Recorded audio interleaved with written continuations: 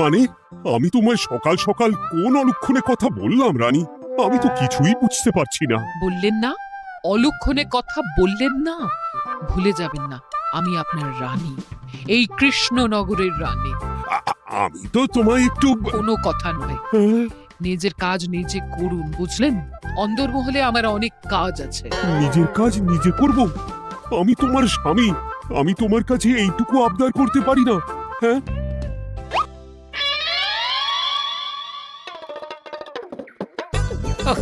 আজ গিন্নির সাথে বচসা করতে গিয়ে দেরি হয়ে গেল। মহারাজ আবার আমার দেরি দেখে রেগে না যান।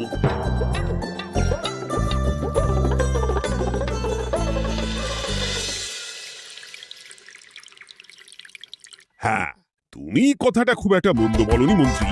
এতে রাজ্যবাসীরও উপকার হবে আর রাজকোষেরও খুব একটা চাপ পড়বে না। তাহলে মহারাজ সব ঘরে ঘরে এই বার্তা পৌঁছে দিই। কি এত বড় সাহস তোমার?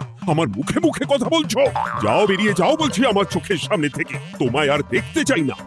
আমি আবার কি বললাম মহারাজ? কি বললে মানে?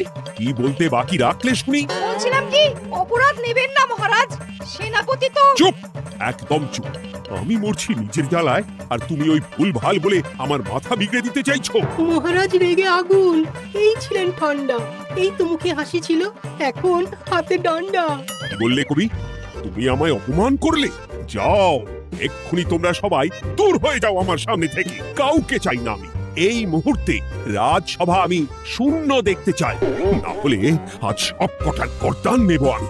যাও বলছি।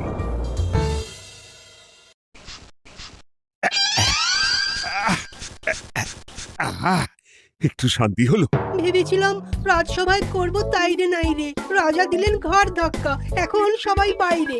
এ তো তোমার জন্য, তুমিই তো বেমক্কা একটা এমন কবিতা বললে। আহ, কেন এইভাবে চড়ছেন মন্ত্রী মশাই?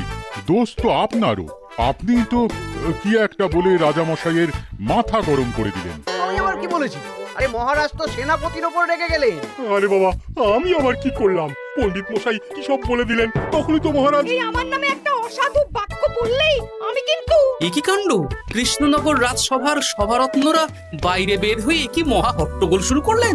মহারাজ সবাইকে একসাথে ঘাড় ধাক্কা দিয়েছে। ওরে বাবা, এতগুলো ঘাড়ে রাজামশাই একসাথে ধাক্কা দিলেন কিভাবে? আচ্ছা, দোষটা কে করলো? দোষ করেছে ও, দোষ করেছে ও। দোষ করেছে ও। দোষ করেছে ও। এবারেও কেউ একমত হতে পারলেন না। কে দোষ করেছে? হ্যাঁ, আচ্ছা বেশ, কি হয়েছে কেউ একটা খুলে বলুন দেখি। আমি বলছি, মহারাজ বেশ খোশ মেজাজি ছিলেন, কিন্তু হঠাৎ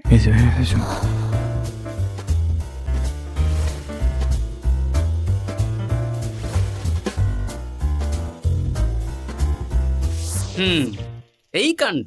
এ তো ভারী অদ্ভুত রোগ মনে হচ্ছে। মহারাজের আচমকা মাথায় রক্ত চড়ে গেল নাকি? হ্যাঁ, মহারাজ আপনাদের রাজসভায় ডেকেছেন। ওরে বাবা না, যাবো না গো আমি, আমার কাছে আমার প্রাণ সবচেয়ে দামি। আমিও যাব না, নির্ঘাত মহারাজ গর্দান নিতেই ডাকছেন।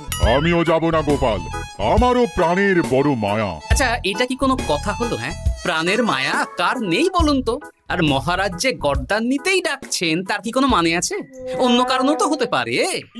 তুমি কি করে বুঝলে? হ্যাঁ, বুঝতে পারিনি, তবে আন্দাজ করেছি। তোমাদের কথাতেই শুনলাম মহারাজ খোশ মেজাজেই ছিলেন, সহসা রেগে গেছেন। আবার যে সহসা খোশ মেজাজেই ফেরেননি, তাই কি বলা যায়? এটা তুমি বলনি তো বন্ধু, চলো সবে ফিরিয়ে আনি রাজসভার ছন্দ। আরে গোপাল, এসো এসো এসো। তা এত দেরি করলে কেন?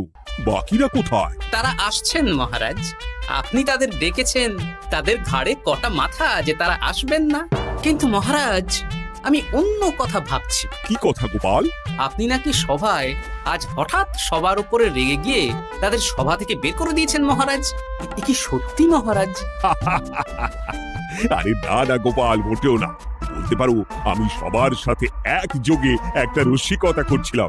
আমি দেখছিলাম সবাই আমার রসিকতা কেমন বুঝতে পারে। তাই নাকি? আসলে তুমি ছিলে না বলেই এরা কেউ আমার রসিকতা ধরতে পারেনি। এ কি সত্যি মহারাজ? আপনি সত্যি আমাদের উপর কোনো রাগ করেননি? হুম, কি এই সব কিছুই আপনার রসিকতা ছিল? মা, তাই নাকি মহারাজ? এই যে আপনি শুনিয়ে দিলেন কথা কড়া কড়া, সবকিছুই ছিল আসলে নিছক মজা করা। আহ, আবার যত সব বাজে বকছো তোমরা। এত কথা কেন? তোমরা কেউ আসলে মহারাজ কৃষ্ণচন্দ্রের রাজসভার যোগ্য নও। যাও যাও, দূর হয়ে যাও। কিন্তু মহারাজ এই যে আপনি বললেন। তুমি সবার আগে যাও তো। তুমি হলে সব নষ্টের গোড়া। যাও বলছি, আমার আর ভালো লাগছে না। যাও। জপ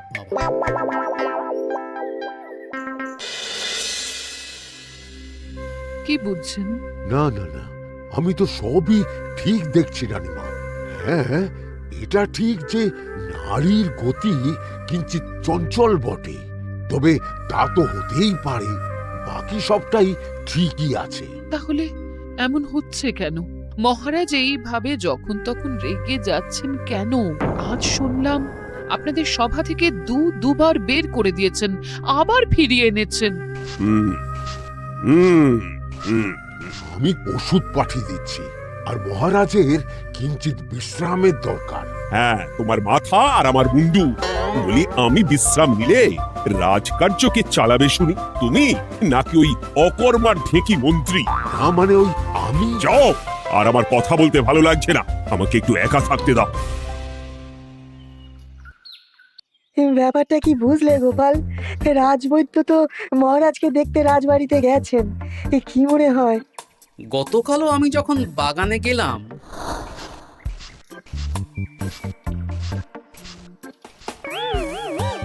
গোপাল, তোমার কি মনে হয় মহারাজকে কোন রোগে ধরেছে?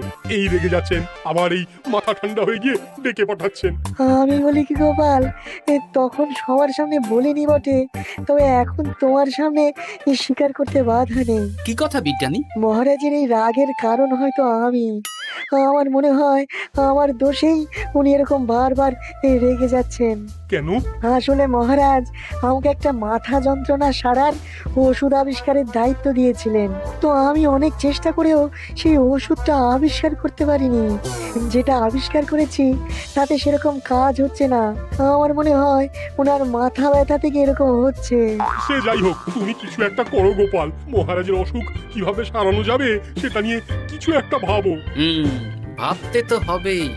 আজ সন্ধেবেলায় তুমি তোমার বাড়িতে বাকি সভাসদদের ডেকে আন, আমি সমাধান সঙ্গে নিয়ে সময় মতো চলে আসবো। আচ্ছা বেশ, তাই হবে। আমি এখনই বাকিদের খবর দিয়ে দিচ্ছি। আর বিজ্ঞানী, একটু এদিকে এসো তো, একটা কথা আছে।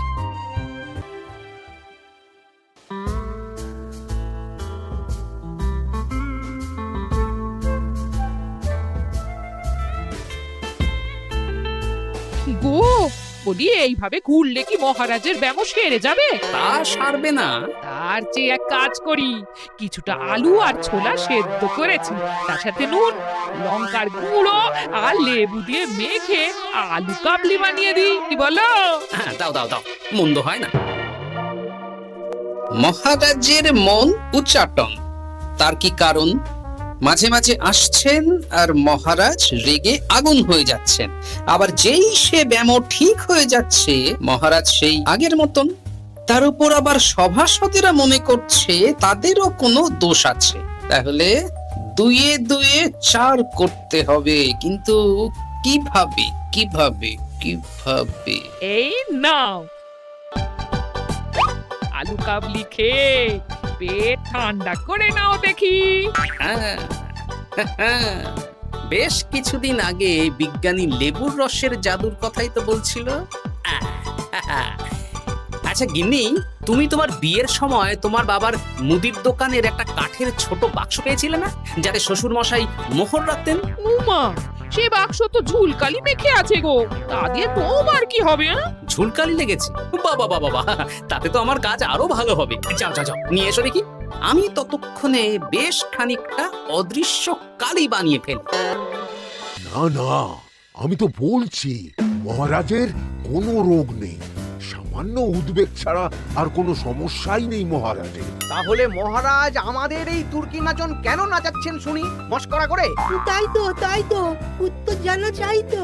আর এই যে এত জরুরি তলব পাঠিয়ে গোপাল আমাদের ডেকে পাঠালো, তার তো টিকিরও দেখা নেই। গোপাল কি করবে শুনি? যে রোগ আদপেই নেই সেই রোগ কিনা ওই গোপাল ছাড়াবে?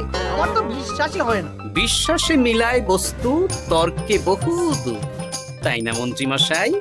পেলে গোপাল, মহারাজের রোগ সারাবার কোনো উপায় পেলে? আচ্ছা গোপাল, রাজবৈদ্য বলেছেন মহারাজের কোনোই অসুখ নেই।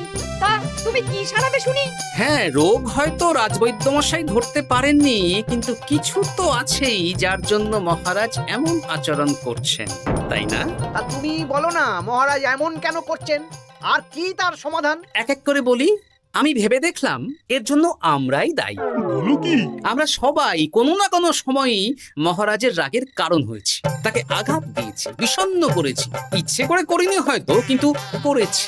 আর মহারাজ সেই সব কথা বুকে চাপা দিয়ে রেখেছেন। তুমি বলতে চাইছো অতীতে সেই সব ভুলের কারণেই মহারাজ এমন করছেন? আমার তো তাই মনে হয় সেনাপতি। আচ্ছা আচ্ছা, তর্কের খাতিরে যদি তাই ধরে নি, তাহলে এখন আমাদের কি করণীয়? আমরা তো কাল যন্ত্রে চেপে অতীতে ফিরে যেতে পারবো না যে সেই সব ভুলগুলো শুধরে দেব। তা হয়তো হবে না, কিন্তু কিংকর্তব্য বিমূঢ় বাবার আদেশ যদি মানি, তাহলে এই সমস্যার সমাধান সম্ভব মন্ত্রী মশাই। কি বললে? ত্রিকালজ্ঞ বাবা কিংকর্তব্য বিমূঢ়? সে আবার কি গোপাল? আছেন একজন জ্ঞানী ব্যক্তি, আমার খুব পরিচিত। তার দেওয়া একটা উপদেশ আমার জানা আছে। আমার বিশ্বাস তাতে মহারাজের এই সমস্যার সমাধান হয়ে যাবে। কি করে শুনি? এই কালি হলো অদৃশ্য কালি। কলম দিয়ে অদৃশ্য কালিতে কাগজের উপর লিখতে হবে। কি লিখতে হবে? লিখতে হবে যে মহারাজের সাথে অতি সাম্প্রতিক কালে আমরা যা যা অন্যায় করেছি তাই লিখতে হবে। কোনো মিথ্যে কথা লেখা যাবে না। তবে চিন্তা নেই, অদৃশ্য কালি, ফলে কেউ কারো লেখা পড়তে পারবে না। এইবার এই কাগজ ভাঁজ করে ফেলে দিতে হবে এই বাক্সে। বাক্সে তালা, তার চাবি থাকবে মন্ত্রী মশাইয়ের কাছে। আবার আমার কাছে কেন? পরে যাতে কোনো সন্দেহ না করেন, যা সন্দেহ বাতিক মৌন আপনার। বললে এইবার এই বাক্স সারা রাত নদীর ধারে বটতলায় পড়ে থাকবে, চাঁদের আলো পান করবে। তারপর সকালে আমরা সবার সামনে এই বাক্স ফেলে দেব নদীর জলে। সবার অন্যায় সারা রাত চাঁদের আলো পান করে শুদ্ধ হয়ে ভেসে যাবে নদীর জলে। ব্যাস ব্যাস, আমরা সবাই পাপ মুক্ত হয়ে যাব। একদম সবাই শুদ্ধ হয়ে যাব, আর মহারাজের ব্যায়ামও সেরে যাবে। কিন্তু তুমি কোনো চালাকি করছো না তো গোপাল? অদৃশ্য কালিতে লেখার সাথে আমি আর কোন চালাকি করব মন্ত্রী মশাই? দেখুন, আমি একটা কাগজে লিখছি। কি কিছু বোঝা যাচ্ছে? সত্যি তো কিছু বোঝা যাচ্ছে না যে আদৌ কিছু লেখা হয়েছে কি হয়নি। তাহলে লেখা শুরু করা যাক। এক এক করে লিখুন আর কাগজ ভাঁজ করে বাক্সে ভরে দিন। আর হ্যাঁ, একদম মিথ্যে কথা লিখবেন না, তাহলে কিন্তু লেখাগুলো অদৃশ্য থাকবে না, ফুটে উঠবে। আচ্ছা গোপাল, বুঝেছি। কলম কালি মন, লেখে 3 জন। মিথ্যে কথা লিখে দিলেই ঘটবে অঘটন। বাক্সটা নদীর পাড়ে সঠিক জায়গায় রেখে আসবো। তারপর কাল সকালে সবাই মিলে এই বাক্স ফেলে দেব নদীর জল। ঠিক আছে?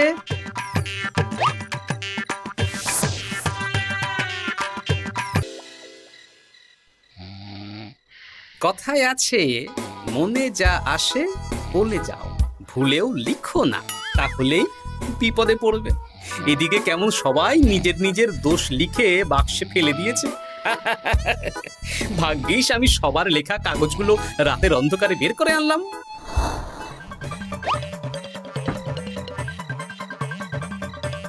এইবার এই কাগজগুলো ঢুকিয়ে দিলেই কেল্লা ফতে। এখন সবার পাপের স্বীকারোক্তি আমার হাতের মুঠোয়।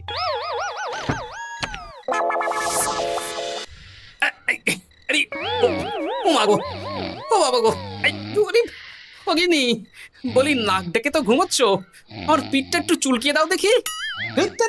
এই জন্যই তো মাথাটা যায় গরম হয়ে। আরে, এই সহজ ব্যাপারটাই তো আমি বুঝতে পারিনি। মহারাজের অসুখটা হলে এই। যাক, এই রাতের বেলাতেই একসাথে একটা ঢিল পেয়ে গেছি। এক ঢিলে মারবো 2 পাখি। রাজার অসুখও সারবে, আবার সব কটা পাজি শায়েস্তাও হবে। হ্যাঁ,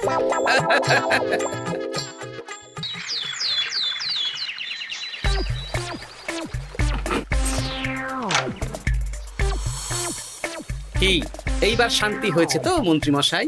যেমন অদৃশ্য লেখা ছিল সেরকমই আছে তো? কিন্তু এইতে কি মহারাজের রোগ সেরে যাবে? যাবে না মানে? মনে করুন সেরে গেছে।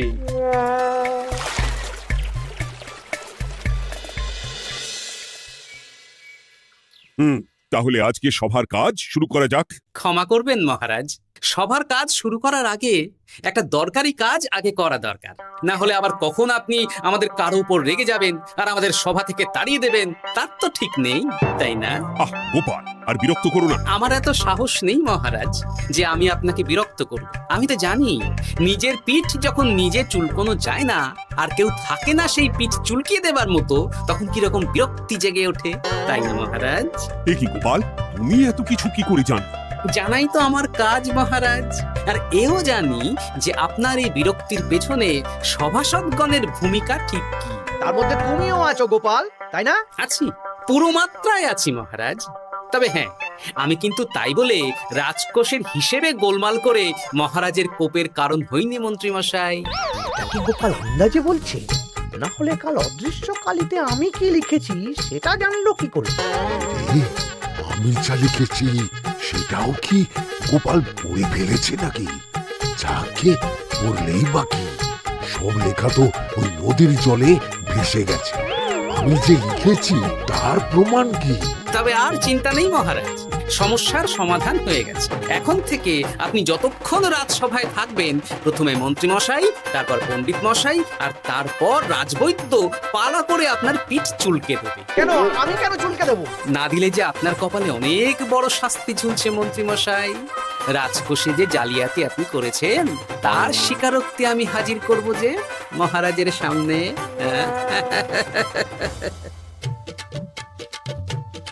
এই নিন মহারাজ, মন্ত্রী মশাইয়ের পাপের স্বীকারোক্তি।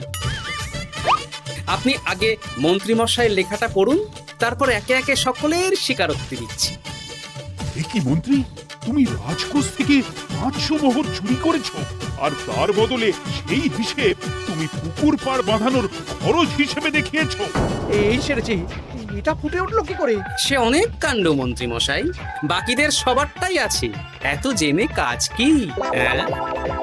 না না, জানতে তো হবেই। তাহলে শুনুন, এই অদৃশ্য কালি আসলে লেবুর রস। গতকাল রাতে আমি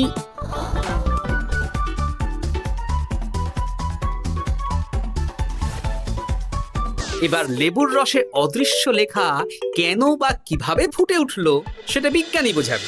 লেবুর রসে লেখা আগুনের তাপে ধরলে ফুটে ওঠে, কারণ লেবুর রসে থাকা অম্ল কাগজের সাথে থাকা শ্বেতসারের সাথে বিক্রিয়া করে এবং তাপ পেলে সেই বিক্রিয়া দ্রুত হয়ে কাগজের শ্বেতসার রাসায়নিকভাবে পরিবর্তিত হয়ে গাঢ় রং ধারণ করে। অনেক দিন আগে বিজ্ঞানীর কাছে ব্যাপারটা জেনেছিলাম, আজ কাজে করে দেখালাম। এবার মন্ত্রী মশাই দেখুন, মহারাজের সেবা করা ভালো না তার বদলে চাবুক খাওয়া ভালো? ওরে বাবা, না না, আগে যেমন বুনো ওল তেমনই তো বাঘা তেঁতুল হবে মন্ত্রী মশাই। যা, রাজা মশাইয়ের মেজাজ আবার বিগড়ে যাওয়ার আগেই কাজ শুরু করে দিন ও বাকিদেরকে সেবা করার সুযোগ করে দিন। আজ থেকে ভুল হলে শুধরে নেব ভুলকে। মন্ত্রীমশাই মহারাজের পিঠ দেবে চুলকে।